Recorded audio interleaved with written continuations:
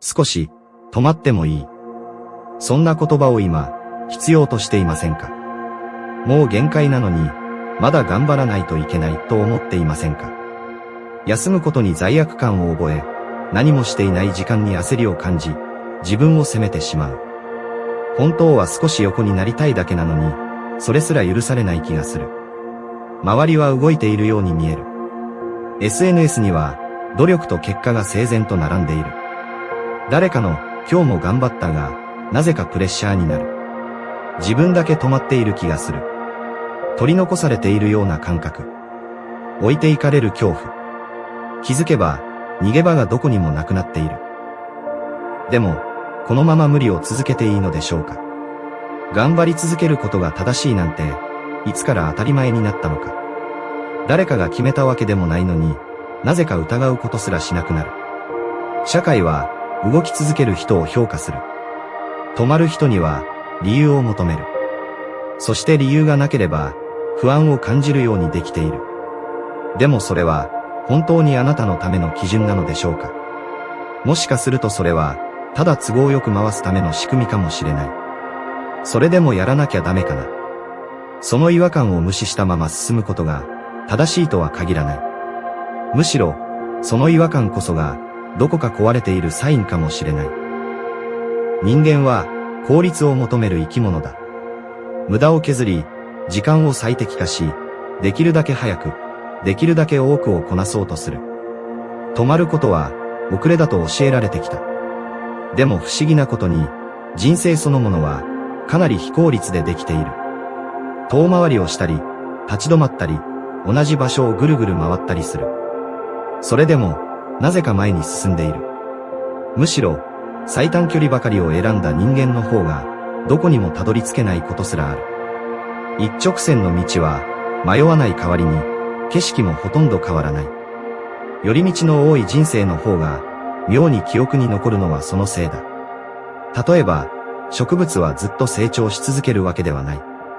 一見、止まっているように見える時間がある。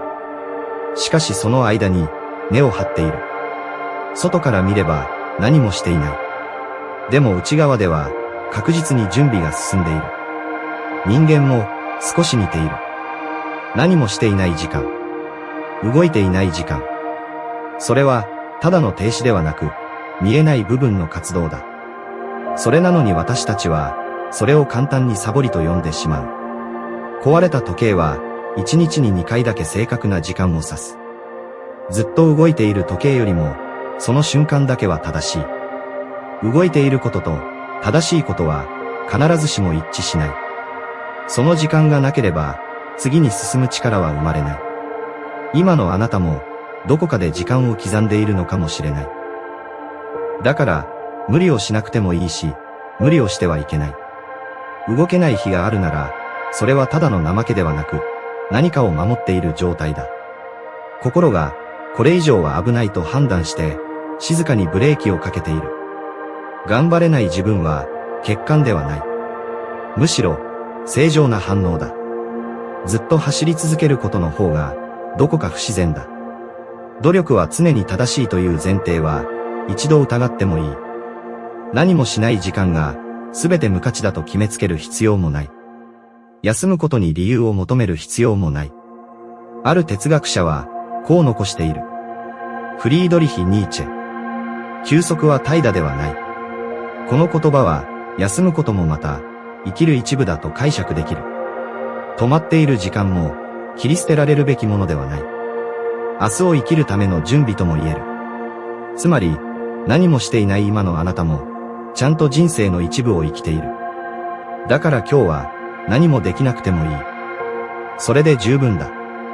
少なくとも、それで壊れているわけではない。とはいえ、明日になれば、また同じように焦るかもしれない。周りと比べて、何かしなきゃ、と思うかもしれない。頭では分かっていても、気持ちは簡単には追いつかない。それでも、たまに立ち止まることくらいは、許されてもいいはずだ。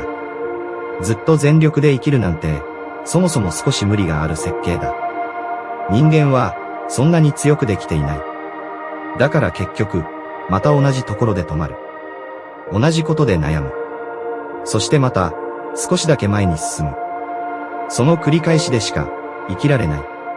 それでも頑張っている人を見ると、少しだけ羨ましく思う。自分にも、こんな元気があればなって。